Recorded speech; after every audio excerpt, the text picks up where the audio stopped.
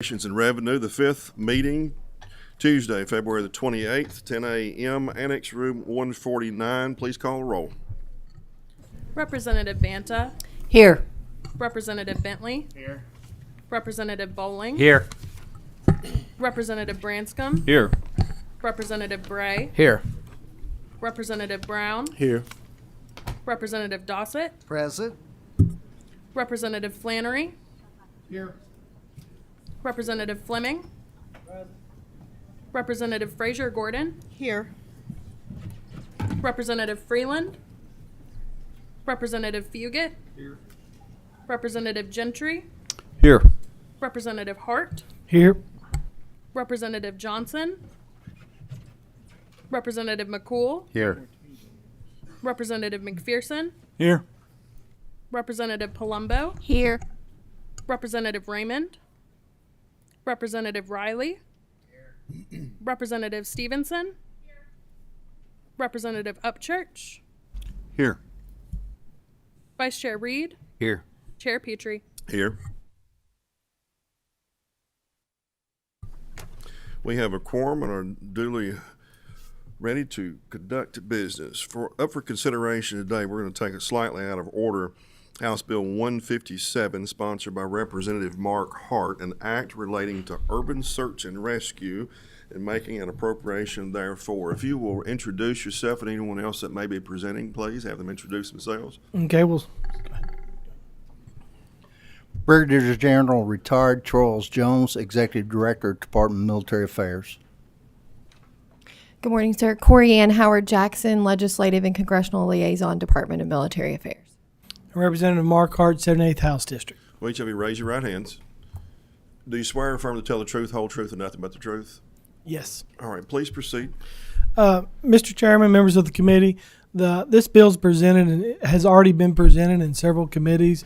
In essence, what this bill will do, it will allow the Department of Emergency Management to start promulgating and creating another section or another branch of their department that will create an urban search and rescue team for the state. Motion on the bill. Have a motion on the bill and a second. Any discussion on House Bill 157? Please. Yes. Could someone discuss the financial style, the fiscal note, please? The effects of the fiscal note. The fiscal note, I haven't got it in front of me. The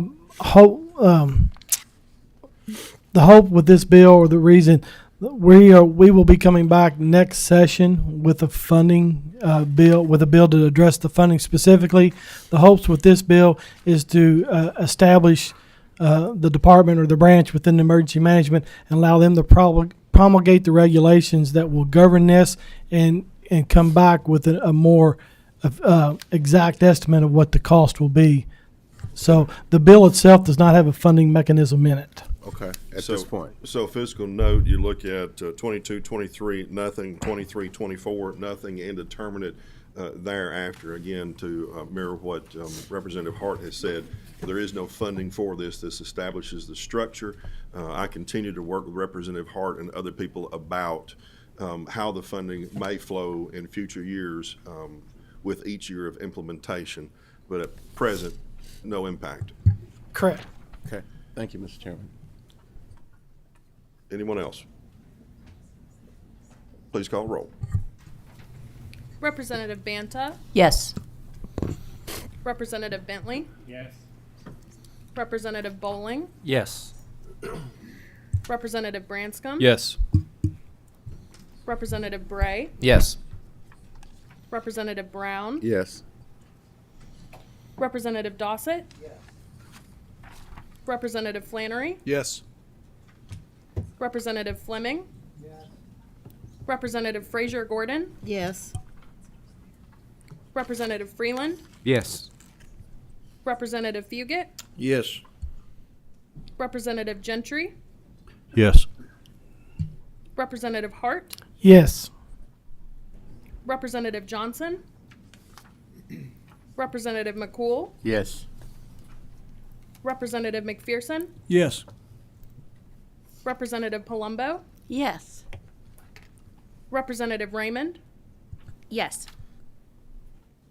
Representative Riley, Representative Stevenson,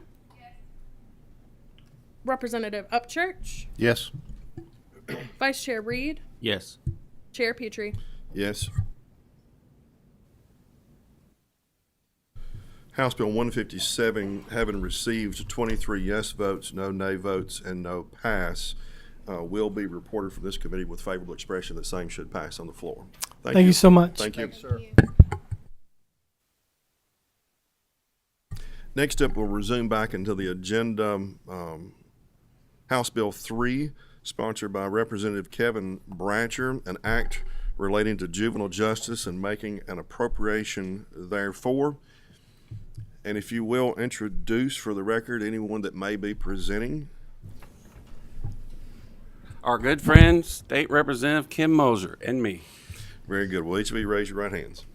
You swear affirm to tell the truth, whole truth, and nothing but the truth? Yes. I do. Please proceed. Thank you. And I believe on this one, we do have a committee sub PHS 3. Mr. Chairman, I move to adopt proposed House Sub number 3.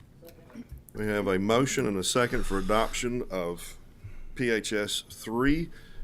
All in favor? Aye. All opposed? Committee sub PHS 3 is adopted. We now have before us House Bill 3 as amended by Committee sub PHS 3. Please proceed. Thank you, Mr. Chair and ladies and gentlemen.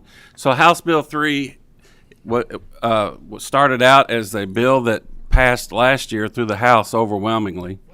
And I'll go through some of the things that the bill has and then pass it over to my colleague here, and we'll talk about some of the great services that are going to be applied to this bill through the committee sub. And then I guess I'll wind up, either me or you, Chairman, will talk about the funding that will go forth with this bill. So there'll be quite a bit of new stuff with this committee sub. But the original bill and what's in the bill today, one of the things is it's addressing juvenile justice issues. You know, the new chief of police of Louisville said juvenile crime is spiking all crime across Jefferson County. And by talking to many law enforcement across the state, it's happening across the state. There's some issues and we need to address them so we can get these children's lives turned around. One of the things House Bill 3 will do is make parents much more accountable when a diversion system is set up for their child, especially in truancy. If truancy is considered on a court finding to be because of parental cooperation, then the parents will have to stand before the judge and have an accounting.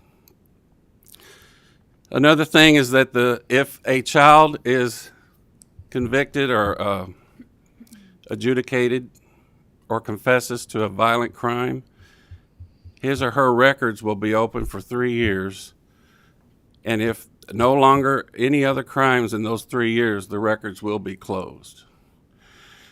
And the third is there will be a 48-hour maximum hold on any juvenile arrested for violent crime. Now, when I say violent crimes, I'm talking about everything from murder to manslaughter to kidnapping to robbery, burglary, rape, and sodomy. So if a child is arrested for that, they shall be held for 48 hours maximum, and it doesn't have to be but 1 hour if the judge is ready, to stand before a judge in a detention hearing, and also to be evaluated for services. And this is where I'm going to pass off to Representative Moser. She's going to talk about the services that will be addressed to this child upon his detention. Or her detention. Thank you. Okay. Thank you, Representative Bratcher, and thank you, Mr. Chair. Thank you, committee, for hearing this bill. We understand we were part of a working group to really dive into the issues that affect our juvenile justice system. And we know that we have a short-term situation and some short-term goals that we need to achieve, and that's really what this bill does. But I wanted to make sure that we put in a framework for behavioral health therapy, mental health treatment for long-term, addressing our long-term goals. We know how important it is to treat these kids. They're obviously in a situation where they're involved in crime, in criminal activity, and there's always an underlying cause. And we want to make sure that these kids get an assessment for treatment for cognitive behavioral therapy or treatment for a substance use disorder. This committee sub also stipulates the terms of a contract between the Justice and Public Safety Cabinet and a BHSO, or Behavioral Health Service Organization. And it would require that a qualified mental health professional do the evaluation, and that the BHSO provide a qualified mental health provider to provide restorative justice practices. And that would be a situation that pulls the kid out of the situation, works oftentimes with their parents, their family, and makes them accountable to the victim of the crime if it's applicable. Motion on the bill. Second. Thank you. I have a motion on the bill and a second. At your preference, you can either proceed, shorten, or cease. Well, there's one more quick thing that this directs, and it directs the cabinet to apply for an 1115 waiver or a state plan amendment to provide Medicaid services to eligible kids during detention. Very good. Anything else from the two of you? We have 4 people, I think, signed up, and we're going to try to get to people under certain time constraints. But anything else for the first part of the presentation? Well, just real quickly, this committee sub is also going to give $17 million. If you want me to, I'll hit the appropriations. Okay, Want me to go ahead. through those. Yeah. So let me get the page back. So I yield to the chairman. I appreciate that. Page 12 of PHS 3, sections 5, 6, 7, 8, 9, 10 have to deal with appropriations more than anything else. Understand that the executive branch is working on this issue, the legislative branch is working on this issue, and there are moving pieces even as we speak. It is an ongoing issue with DJJ and how to address needs, concerns, and the persons involved. And that will continue for some time. But as we sit today, Section 5 says the Jefferson County Youth Detention Center shall be retrofitted to increase the capacity to 40 beds. That center shall be operated and owned by the Commonwealth, which is not the factual case at the moment, but we intend that to be changed by agreement of all parties, as I understand.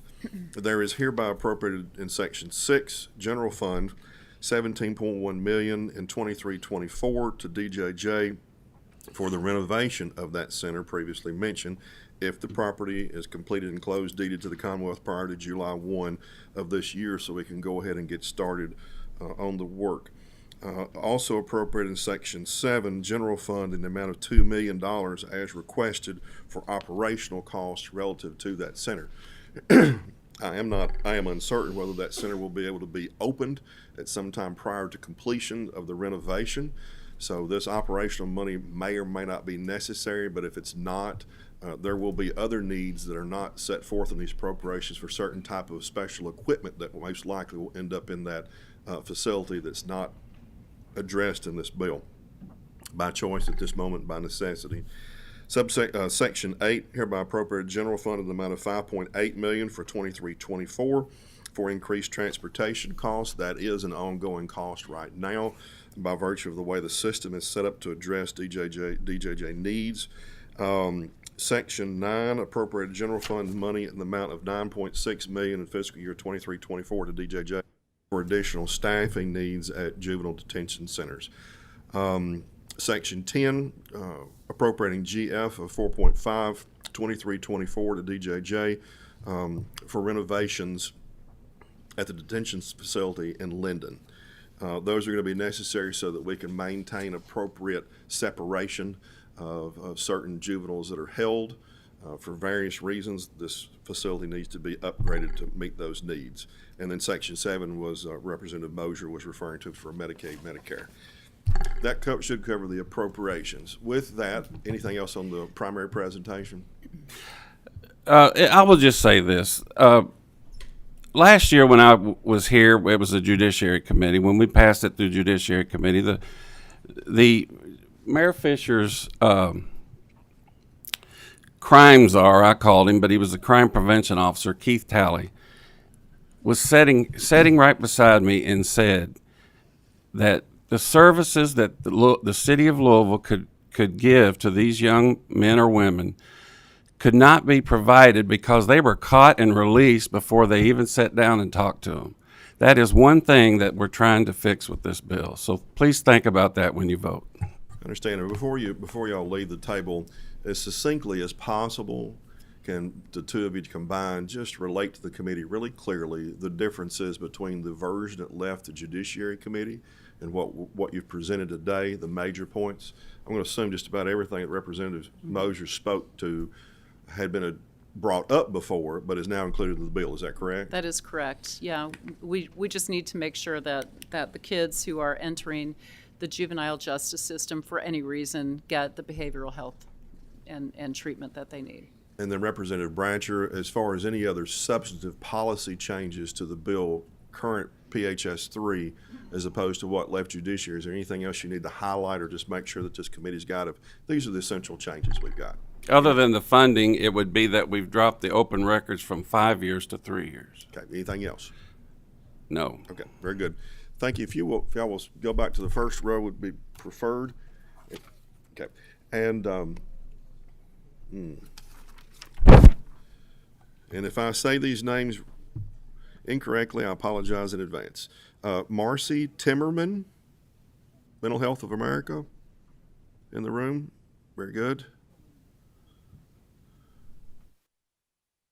And I'm going to try not to give a hard timeline. I'm just going to ask, be cognizant of the time, make the points, and so we can start considering, because I've got a feeling we'll go back and forth for just a little bit to make sure we've got all the different perspectives. Please, one, introduce yourself for the record, please. Make sure that the green light is really green. There we go. There it is. Good. Now it's really green. Now, if you'll Sorry about that. If you'll do that one more time for the record. My name is Marcy Timmerman. I'm the Executive Director of Mental Health America of Kentucky. Very good. If you'll raise your right hand. Do you swear or affirm to tell the truth, whole truth, and nothing but the truth? Yes, I do. Please proceed. Thank you, Representative Mosier, for adding mental health treatment and screening, I believe, to the beginning process of juvenile justice. That was one of our biggest concerns with the original bill, is that folks seem to have been, many times I have got reports of children who have had a crime, been admitted to the facility without any kind of check-in to make sure that they don't have active substance use or an active mental illness as part of their crime. And so I really appreciate that being added to the sub. I hope that, I'm sure I probably do agree with it, but it's good to see that.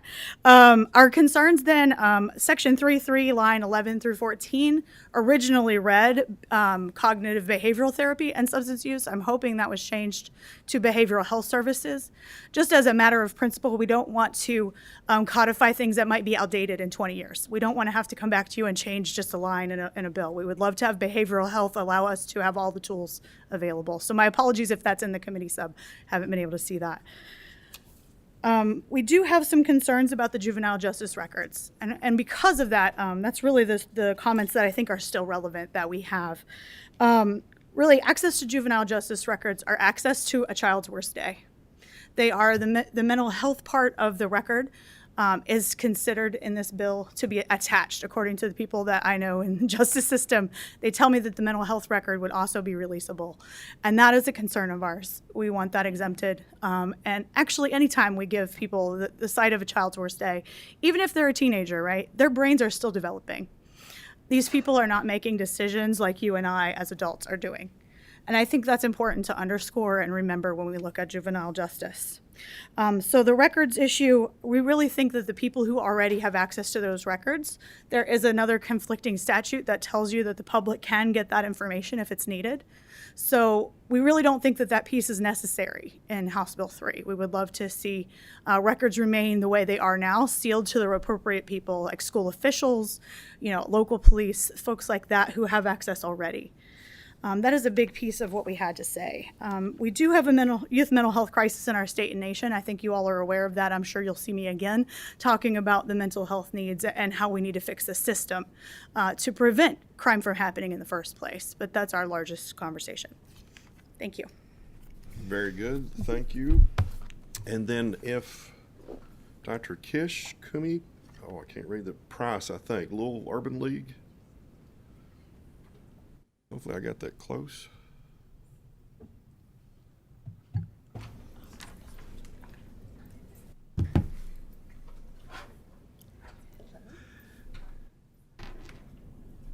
And if the two of you will introduce yourselves to the record, please. Yes.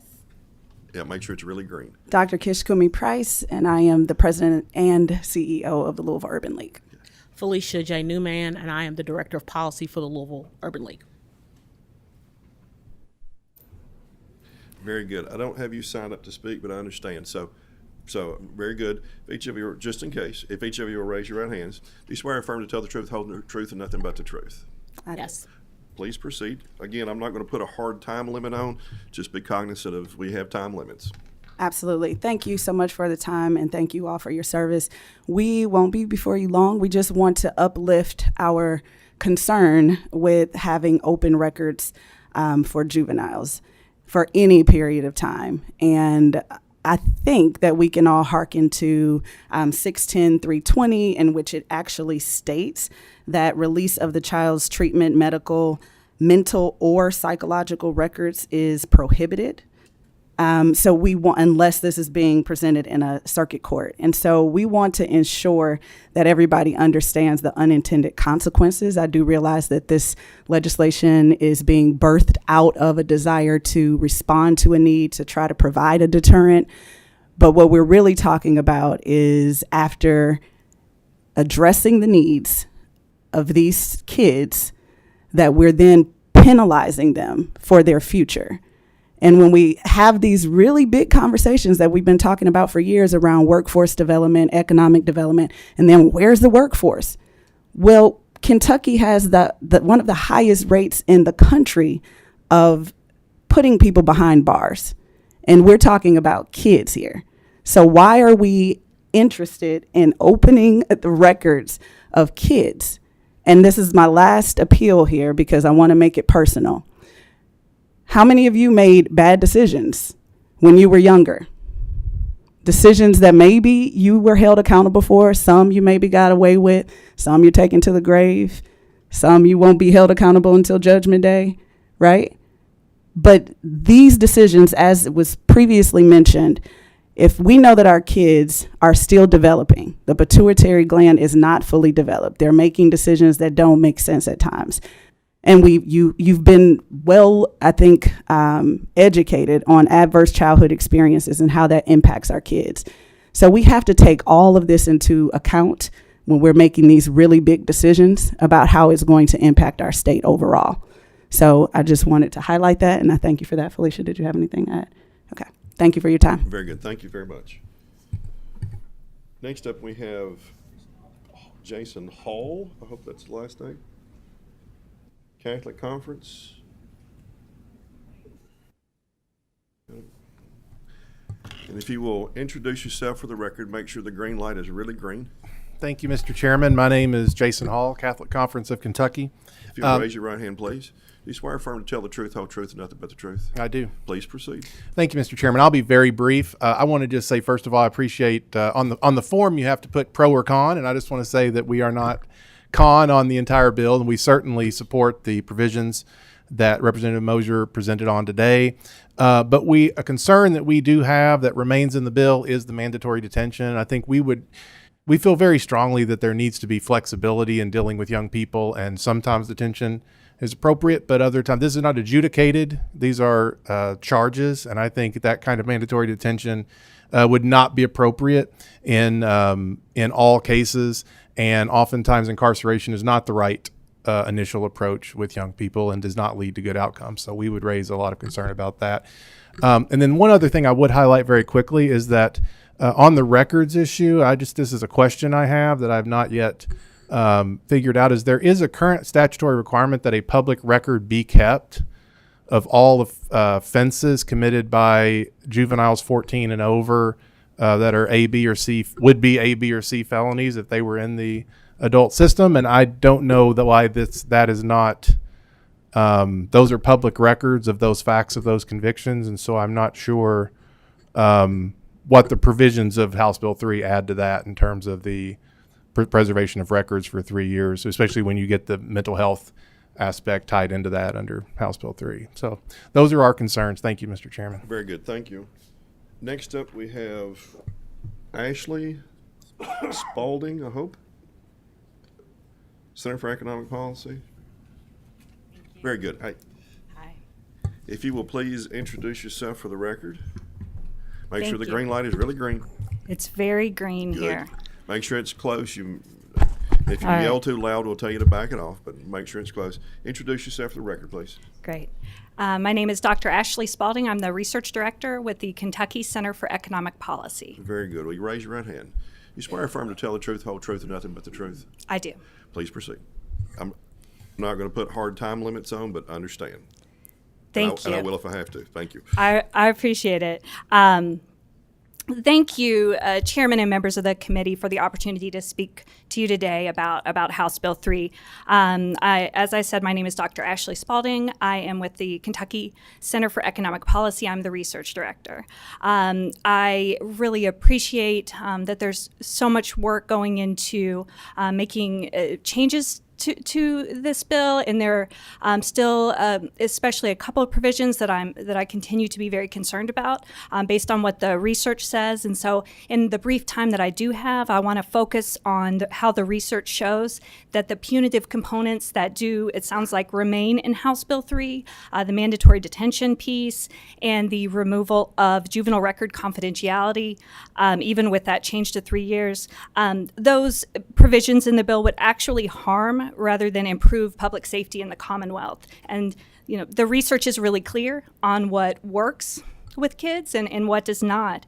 Study after study shows that rather than a reduction in crime, youth detention is associated with negative outcomes for kids and communities.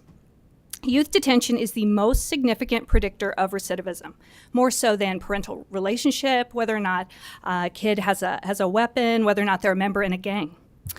A recent peer-reviewed study found that the pretrial or pre-adjudication detention of kids increases their likelihood of committing a felony within the next year by 33%, and the likely of committing a misdemeanor by 11%. And each day that a child is incarcerated, is detained, is associated with a 1% increased risk of reoffending per day, according to that analysis. Put simply, detaining kids who make mistakes increases their chances of becoming adults who make mistakes, rather than the productive, successful members of society that we all want them to be. And I do hear you saying that we do want to turn kids' lives around. So I want to continue to talk about what the research actually says. The argument that we need to detain more kids, which irreparably harms them, in order to get them services, just doesn't add up. Research consistently shows that detention has a profoundly negative effect on young people's mental and physical well-being, their education, and their employment later in life. And this is why the Juvenile Code calls for judges to apply the least restrictive conditions possible. And in what we see here is the mandatory hold that's harsher than what adults experience in the adult system in Kentucky, where judges have many more options to release. But the concern is, the organization that I work for analyzes the fiscal impacts of policies. By locking up more kids at a cost of more than $539 per child per day, and that is according to the estimate in the DJJ's most recent state budget request, House Bill 3's mandatory detention provision, it does have a negative fiscal impact. But the concern is that these public dollars for the mandatory hold would be invested in harming kids in ways that ultimately decrease public safety, which also squeezes out funding for interventions that are actually effective. Pretty much all of these children are coming home at some point, and detention makes it more likely that when they do come home, they will recidivate, they will drop out of school, and have immense difficulty turning their lives around. And I appreciate that there's a lot of discussion about community services, and there is a lot of research that shows that community-based services, not detention, that investment in services and interventions in the community, that does work. Judges can already detain kids when they deem it necessary, and data from the Administrative Office of the Courts shows that judges already do so in almost every case where it is recommended by law enforcement. And we've seen that data. I know it's been shared around. We've published that data. But making detention mandatory for a category of offenses means that consideration can't be given to the particular circumstances of a case that include many factors besides the charge. And removing confidentiality of records for a broad category of kids for several years, and for some for the rest of their lives, does not benefit public safety either. This is based in research. This will affect kids as they attempt to move on from their mistakes and apply for higher education, workforce training, housing, and employment. There are already exceptions where agencies, as well as persons harmed, can access juvenile records. And there's a lot more research on these issues, including data that challenges unfounded claims about crime, and I am happy to follow up with those interested with more information. Thank you very much. Thank you very much. The one thing I would note about that, if you don't mind, Sure. Just make sure I'm not off base. The studies that you're talking about on the detention, I'm not going to go into a big argument about that issue. But one clarifying point, the studies that I've looked at do talk about detention. And we're talking about in this particular bill, a 48-hour detention, give or take, because of logistical concerns, but give or take. So a lot of the studies that I look at are talking about detention up through adjudication, or up through for an extended period of time. This would be a very short amount of time on the front. I think you mentioned one, and I think there are a few others that talk about a percentage or less than a percentage or nominal effect when you consider things like mental health services being provisioned, could even start during that time period. So I just want to make sure I'm not off base on that. The research shows that being incarcerated, for a child to be incarcerated, that there is incredible harm that goes along with that, even for a short, what sounds like a short period of time, that experience is very harmful for kids. And I do know that But I'm in the business of quantifying, unfortunately. So when I hear quantification zone, what the harm is, I'm trying to make sure, am I talking about harm up through adjudication or it's harm per day? pre-adjudication. The study that I cited was pre-adjudication. I understand, but that's for can be for a very lengthy time period. And I'm just pointing out that this particular bill, and don't take this in favor or against, I'm just saying this particular provision talks about a 48-hour period. So it's a very limited time period, very limited exposure. If they are released at that time. Not, then that's going to be the judge's discretion, which would fall back right into your point of some are held anyway. Yes, all right. Anything else? That's all. Thank you. Very good. Thank you very much. That was the last person I had on the list of requested speakers. We do have a motion on House Bill 3 as amended by proposed House Committee Sub 3. I have a motion and a second on House Bill 3 as amended by PHS 3. Anything further? Seeing nothing, please call. Representative Banta, Yes. Representative Bentley, Yes. Representative Bowling, Yes, may I explain my vote? Briefly, please. Thank you, Mr. Chair. I just want to thank the bill sponsors for the work on this. I know we're all working on this without complete information on everything. So I do appreciate your all's work in this effort to make this happen today. Thank you. Representative Branscombe, Yes. Representative Bray, Yes. Representative Brown, Pass. Representative Dossett, Yes. Representative Flannery, Yes. Representative Fleming, Yes. Representative Frazier Gordon, Yes. Representative Freeland, Yes. Representative Fugit, Yes. Representative Gentry, Explain my vote, please. Please briefly. I have a few issues, or some issues with a couple of portions of the bill, especially as it relates to public records. We all make a lot of mistakes, and we all make many mistakes when we're very young. And I understand the impact it could have on the future of their lives. However, I'm going to be a yes today. I reserve my right to change my opinion moving forward. And I'm going to be a yes simply for one reason. I want to keep our kids in Jefferson County in Jefferson County. And that is an overriding factor for me right now today. Thank you. Representative Hart, Yes. Representative Johnson, Yes. Representative McCool, Yes. Representative McPherson, Yes. Representative Palumbo, For today, I pass. Representative Raymond, No.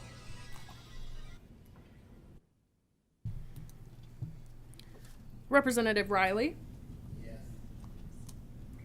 Representative Stevenson, Explain my vote. Please briefly. Today, I am actually going to be a no, but I also, Mr. Chairman, appreciate the efforts that were made in adding mental health to this bill, but I do wish that the sub had been sent out in advance. Thank you. Representative Upchurch, Yes. Vice Chair Reed, Yes. Chair Petrie. Yes, and I'm going to explain my vote in just a moment. Good point. We try to get these committee subs out on Fridays, which we've done a pretty good job with. As you can tell, this is not PHS 1 nor PHS 2. This is PHS 3. And as I stated up front, there are lots of moving pieces, and so you run the risk of how many subs do you send out that just confuses everybody. But yeah, I am a yes.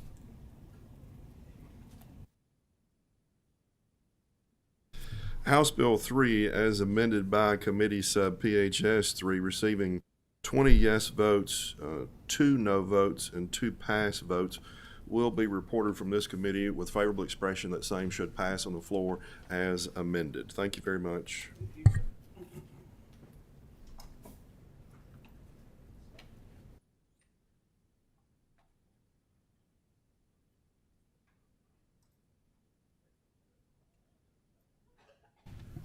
Mr. Chairman, Representative Johnson, would you like to record a vote? I would. I'd like to record a yes vote for House Bill 157, please. Yes, sir. We have you down.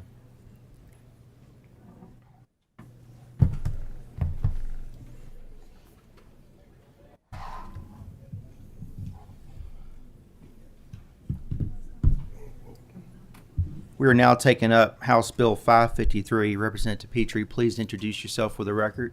Jason Petrie, State Representative for House District 16.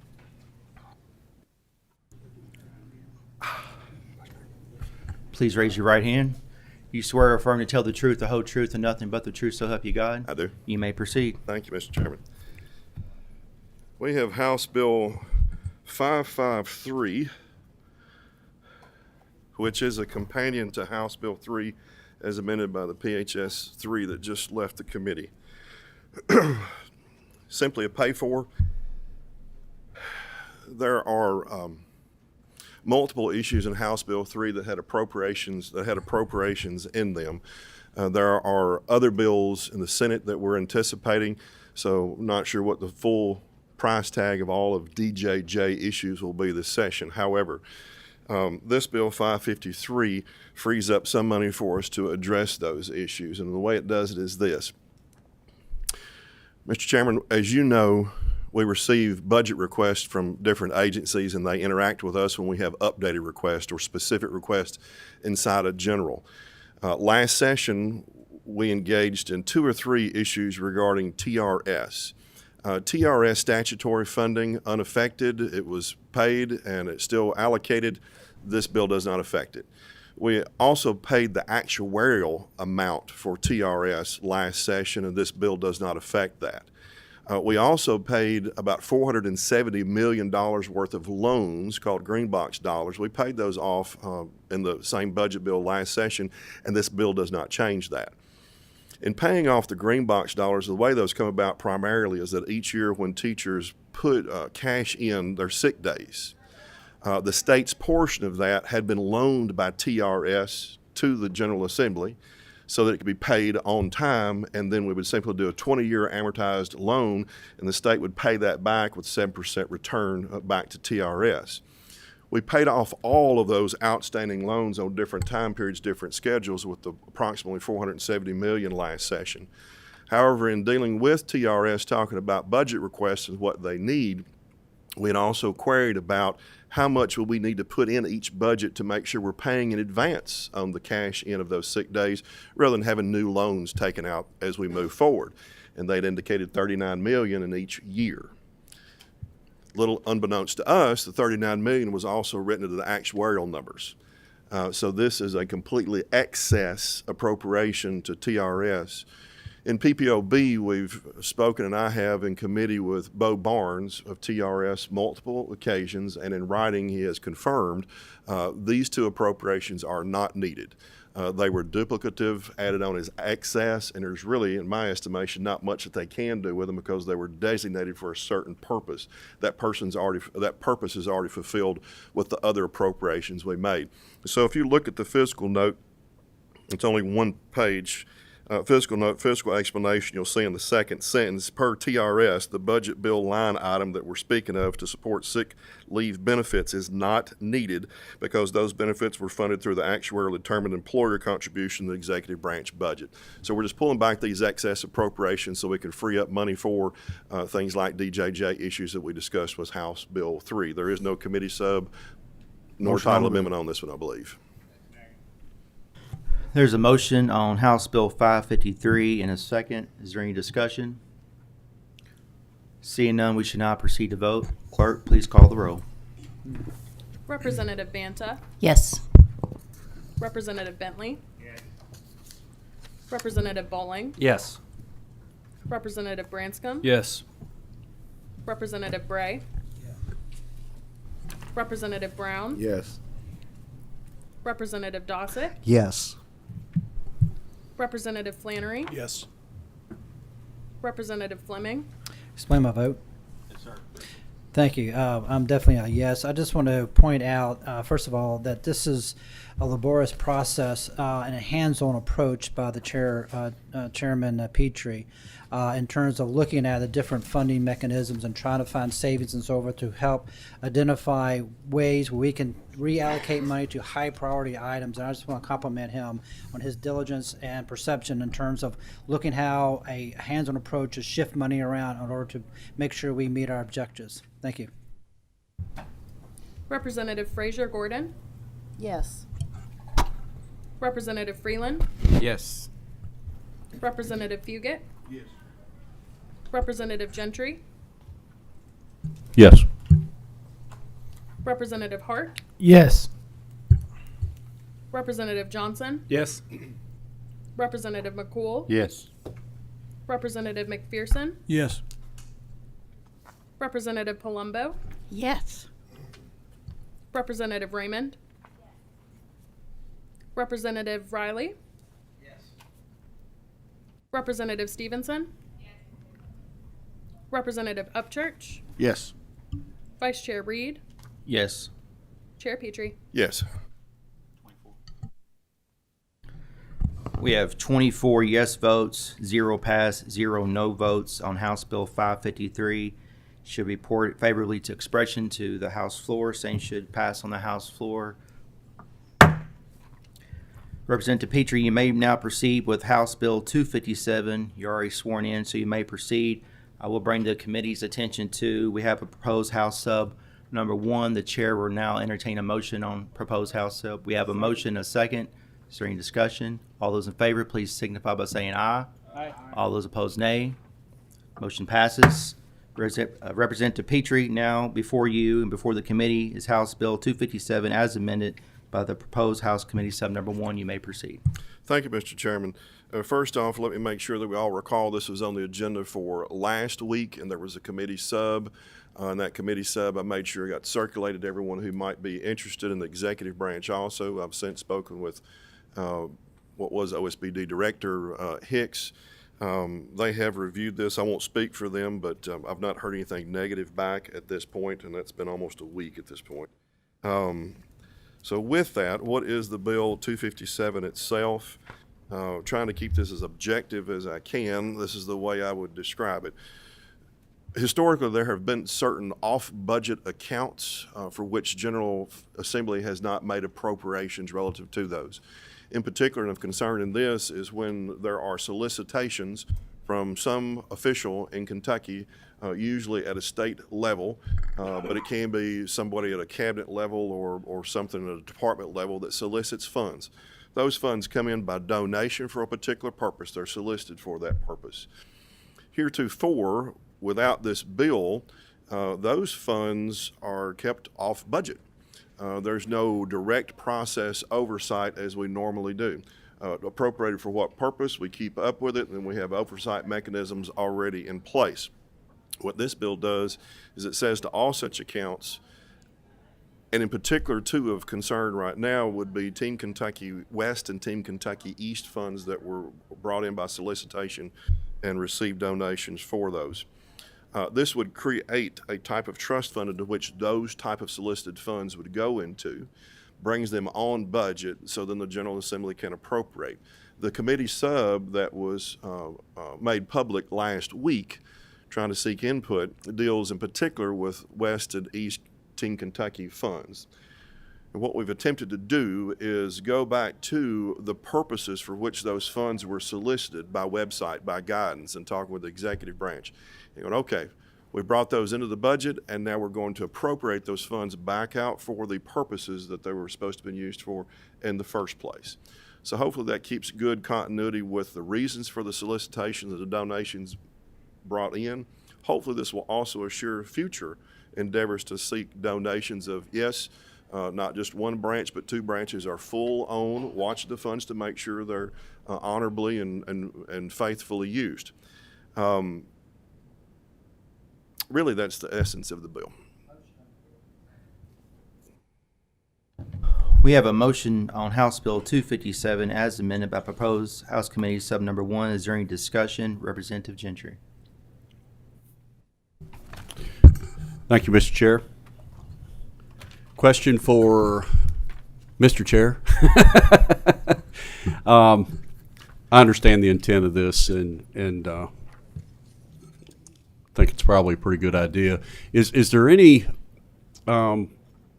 anything in this bill or with the intent of what we're doing by creating the trust fund that could create a mechanism that would allow for funds donated for a specific purpose not being used for that specific purpose?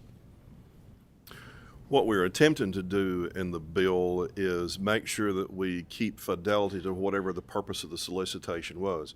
So when an official, and it could be you or me, that does this, solicit funds, if we represent and make statements upon which donors rely, we want to maintain fidelity to that as best we can. That's the purpose behind the bill. So it's not a bait and switch. It's not, hey, donate funds and then we'll use it for whatever we want. That is not the purpose of this. And if there's something that lets that slip through, please let me know, because that is not the intent. We're trying to capture that as best we can. Quick follow-up, Mr. Chair. Yes, sir. I hear you. I understand the intent, and like I said, I do agree with that intent. Is there a let me try to rephrase the question here. Is there any kind of mechanism that we will use or plan to use that assures that the monies that are donated for a specific purpose stay to that specific purpose and aren't transferred to some other direction? And I do appreciate that, and it's something we constantly run into. It's that persnickety little word of notwithstanding. So it can pop up almost anywhere. We cannot, as you know, bind future legislatures. We can give them direction. We can make them publicly accountable. We can state principles. We can try to corral an issue as best we can. but I don't know any way to make it a perfect 100. I'm unaware of such a method. If I could find it, this is probably one I would use it on. Representative Dossett. Thank you, Mr. Chairman, and I want to thank Representative Petrie, our chairman, for presenting this legislation and knowing the fact that I have seen firsthand the use of the Team West Kentucky funds there within Christian County and also there within my home. I think it's very important that we are able to have some transparency come here to the General Assembly. And I'll give some examples of the reason I think this legislation is important. And it goes no further than in December when checks were going out to those who had incurred damages from the tornadoes from December of 21, but we had checks going into northern Kentucky, all different areas, individuals that were not impacted by the storm. And we've had people actually come to us and reach out to us and tell us that we've received these checks. And I had questions why those checks went out wrong. Also, the criteria that an individual who lived in an area that was suffering from the impact of the tornadoes, and we'll see it here with the flooding as well, how long it took to be able to have access to those dollars, and then to find out that the dollars could only be used for unmet expenses when most all of us who had incurred damages from the tornado had already robbed Peter to pay Paul to figure out how to pay for these damages, because at my house, my wife told me, I want the house back to normal. I do not want to see any more of these damages of the trees down and all the debris laying around. So we want to make sure that there's transparency with the dollars and they get to the individuals who need them. So thank you, Representative Petrie. I strongly support what you're doing here. Thank you. Clerk, please call the roll. Representative Banta. Yes. Representative Bentley. Yes. Representative Bowling. Yes. Representative Branscombe. Yes. Representative Bray. Yes. Representative Brown. Yes. Representative Dossett. Yes. Representative Flannery. Representative Fleming. Representative Frazier Gordon. Yes. Representative Freeland. Yes. Representative Fugit. Yes. Representative Gentry. Yes. Representative Hart. Yes. Representative Johnson. Yes. Representative McCool. Yes. Representative McPherson. Yes. Representative Palumbo. Yes. Representative Raymond. Representative Riley. Representative Stevenson. Representative Upchurch. Yes. Vice Chair Reed. Yes. Chair Petrie. Yes. We have 23 yea votes, 0 no votes, 0 pass votes.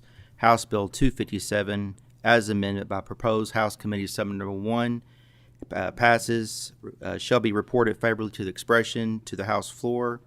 The chair will now entertain a motion for the title amendment. It has been moved and second. Is there any discussion? All those in favor, please signify by saying aye. Aye. All those opposed, nay.